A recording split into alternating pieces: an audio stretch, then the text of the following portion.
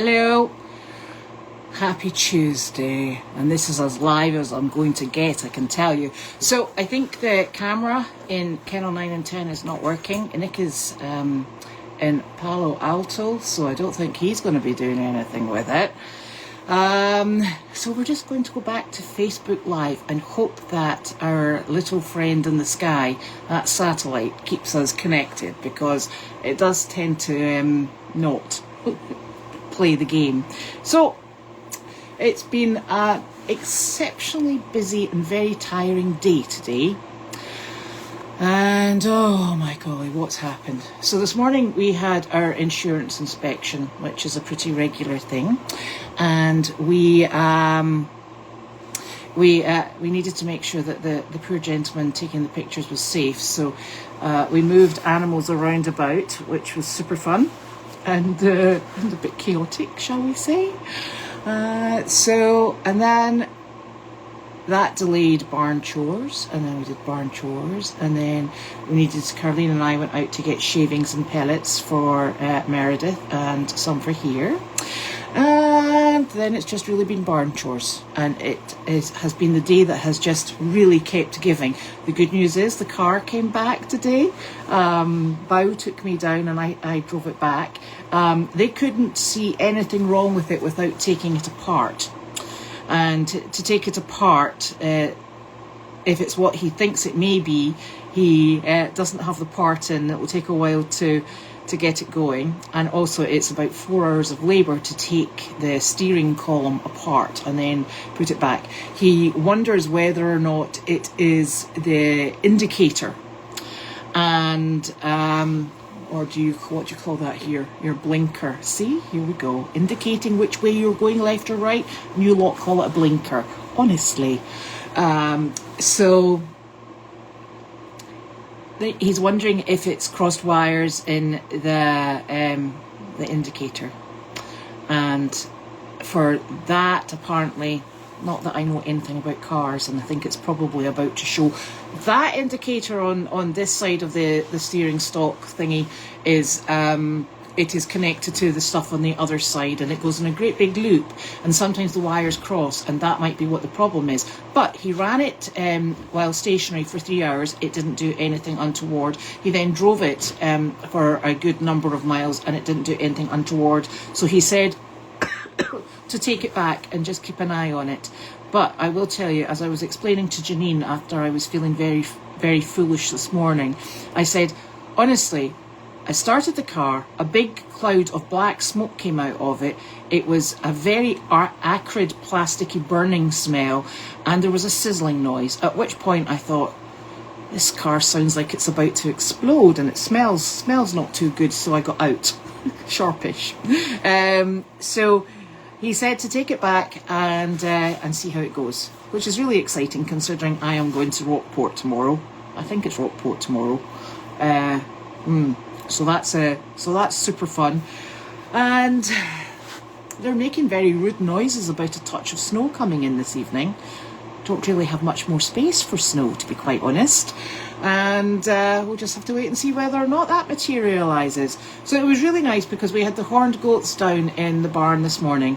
I think I can safely say that there is absolutely no way the horned goats are ready to be integrated to any of the herds that we have down here. I think that goes without saying. And you will notice, Nick and I, we read a comment about, I can't remember when it was, definitely, I don't think it was this week, and somebody said it was such a shame that the horned goats didn't get anywhere near the amount of attention as the other animals. Well, the horned goats actually live up at my house, and I think, I'm hoping that you maybe saw a difference in them. They're extremely calm. They walk down the hill with me. They hang out in a little herd. It's my little goat crew. And they walked down. They hung out in the barn. They were very well behaved. And I will say they were much better behaved than the small goats, who have been creating merry hell all afternoon. And then we all walked back up, and there's no problem. They're exceptionally well cared for. They're probably a bit on the tubby side of life. And I will say that they don't like being in an unheated barn because they're a bit spoiled. So Henry was a bit like, I need to go back to my heated palace. Thanks very much. I'm not enjoying this. So, yeah, so I took him back. But they're actually very well cared for, and they do have quite a lot of interaction because Nick and I get to go and see them in the morning and at night time. And they've always got lots to say. So, and they're very friendly. They're you know, Mabel, not, I was going to call her Maybelline. Mabel is not quite as headbutty as she used to be. She's actually very affectionate. I'm very fond of her. I think the real troublemaker is probably Henry, who is the father to all the goats. And he is just very big, bossy and large. So there. So, that has gone very well. But then I let the small goats out this afternoon, and it has been chaos in this barn. It's very difficult because at the moment I really like to try and get everybody out for a period of time so they're not stuck in. These are oversized stalls. They are really big stalls. They're in no way being maltreated and in any way, shape or form. These are oversized stalls. They have their water, they have feed, they have hay, and they have got company. And but I do like to, particularly if it's sunny, I do like to try and have them out outside, and also in the barn if it's not quite so sunny. So unfortunately today there was no sunshine in the afternoon, so I have had Jemmy out most of the she was probably out from about 10:30, and I've just popped her back in just now. And then I had the small goats out this afternoon, and they were just in everything. They're up the top of the haystack. They're knocking trash cans over. They're trying to squeeze into places they just shouldn't be, and they're making a right royal mess. Honestly, I could have really put them back this afternoon and told them just to stay where they were and behave themselves, but no, I kept them going. And the problem we really have is that the donkeys don't like the goats, and they don't like the cows either. So the easy access is to the outside space is actually through the arena, and they've got little running trails outside. But the donkeys don't let, well, Arthur and Dimitri in particular are not letting the goats or the cows into the arena right now. So the only other space that we have where the ground is exposed enough is either out in the courtyard area at the front of the barn, or in the barn aisle itself. So we've got kind of slim pickings. And Elvis is a bit tricky because all of a sudden he stands and he sunbathes outside, and he stands and he sunbathes, and you think, yeah, this is going pretty well. And then the next thing is he takes off at a clip up the driveway, and he has a habit of going down the road. So you have to keep quite a close eye on Elvis, which means that you can't really be doing anything else because he's a heck of a speedy when he thinks he can get away with it. So that's we're just continuing with that programme. Tomorrow, I have to tell you that one of the other exciting things that happened yesterday is before we lost the car to the cloud of black smoke, Caroline and I, we were headed down to Stop and Shop, and we passed the post office, and she said, would you just jump into the post office? I've got this little box. I want to know how much it will cost to post. Topsfield post office is always very busy. It's a very popular spot. So I said to her, right, no problem. So I left the car running, and I left her in the car because it was nice and cosy, and there was no way she was going to be able to stand for the length of time it was going to take. So I went in and I discussed, was this the most economical way to post, blah, blah, blah, blah, blah. Went through it, and I was probably about 10-15 minutes. And when I came out, she was speaking to a man in the car. It wasn't on her phone. She was just speaking to this man. And I said to her, I said, are you okay? And she said, yeah. She said, anyway, my friend is here. You can speak to her. And I said, what did you do? Did you press anything? She said, I touched nothing. I was like, jolly good. And the man says, right, so do you want an ambulance or the police? And I said, neither, thanks. I said, is this the emergency alert? He said, yes. I said, could you tell me how we managed to contact you? He said, yes, you pressed the button. And I looked at Carlene and she went, I didn't touch anything. I was like, I said, well, one of us has pressed the button, and I said, and I've just arrived back in the car, and so we don't need either. Thank you so very much, and we're sorry to disturb you. And Carleen said, I don't know how that happened. Anyway, at least we know the button works. So I think if there's a button presser between us, I know which one of us it was. So that was our other bit of excitement yesterday. Honestly, it was the day that just kept giving. And then, and then another complaint. And then Nick was leaving at half past 4 this morning. And at 4:16, my phone started ringing, and I thought, oh, crikey, this is not good. This is not good. And I picked it up and I said, are you okay? And she went, why are you on my phone? I said, well, I didn't call you. You called me. Oh, well, go back to sleep then.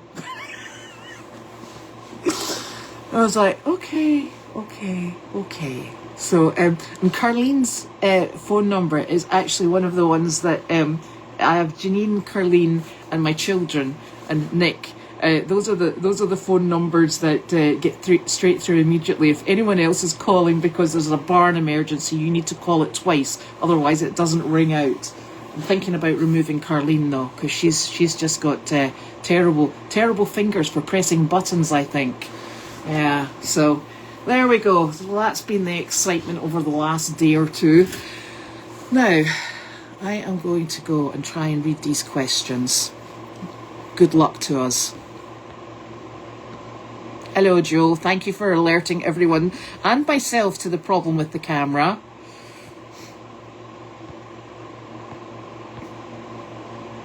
Oh, it is Tuesday. Oh, that reminds me. So tomorrow is going to be Janine in Aiken. You'll be glad to hear. Change of scenery.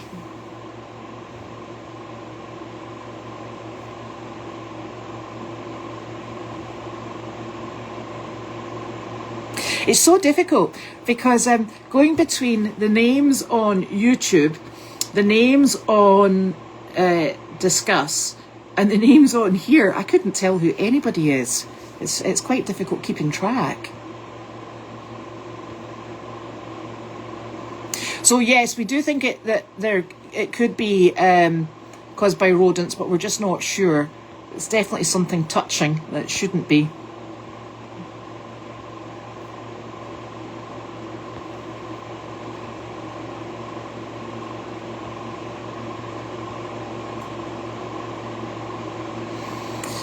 Yeah, so I'm really hoping that the car doesn't have a problem while I'm on my way to Newbury, not Newburyport, it's Rockport, I think, tomorrow.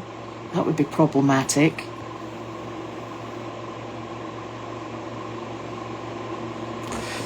You know, Jenny is always up to something, I can tell you. She actually has her own salt block in her own barn. She's probably just rubbing her scent all over the goat one, claiming it.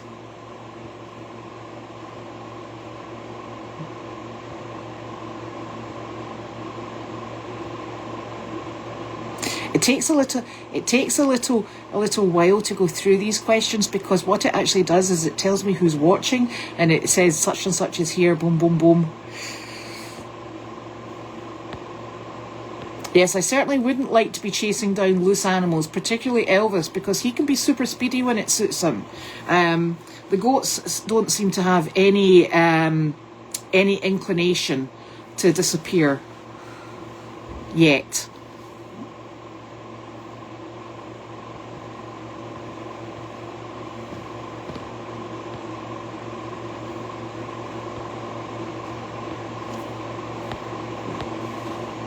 So I'm sorry, I'm still scrolling through. Yes, a Wednesday break. It means I can get a deep cleaning done on the arena.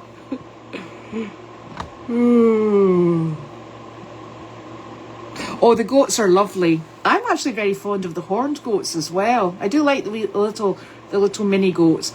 It's just difficult this time of year because they're normally outside causing merry hell, you know, on Chaos Hill. So they get all their wriggles out and they get on with it. And the goats up the hill, they're not really interested in being outside. They're lolloping around inside in front of a heater. It's honestly, it's like peel me another grape, thank you. So they just sit and munch away, and of course they get all the peelings and all the bits and pieces and the fruit that's just about to turn from the house. So they're ecstatic, little monkeys. But the goats are really good fun. They're very sociable, and you know, it's lovely because when you're outside, you've always got company. You're never by yourself when you've got goats. They are everywhere. Totally and utterly everywhere. And I did remember to let Nick's blinking ducks out, so they all came out and hissed at me, which is lovely. They're so antisocial, and yeah, so I just have to remember to put them away, because he did send me a message today. Did you remember to do my ducks? And I'm like, yes I did, yes I did. So I better remember to put them back, otherwise I'll be in big trouble. It's nothing like pressure, having to keep everything alive until people come home, honestly.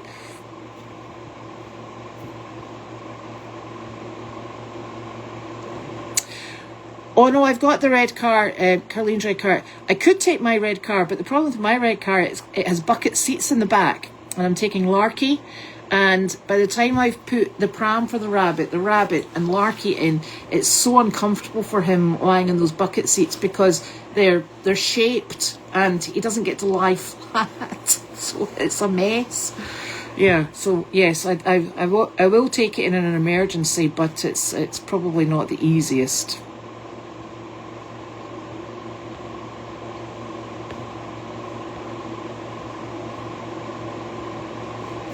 What are the name of my dogs? Oh, my two Danes. The blue Dane, that's Ella. The black Dane, that's Arlo. And my dogs are all rescues. I think they're over 5. I'm not 100% sure. My poor Ella, when she came into us, she's in season at the moment, which is not ideal. And so she's super skinny, because when she's in season she seems to lose a tremendous amount of condition.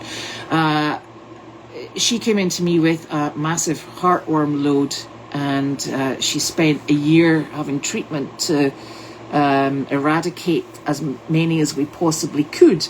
So while she's in pretty good condition ordinarily, the vet wasn't comfortable putting her under anaesthetic to spay her.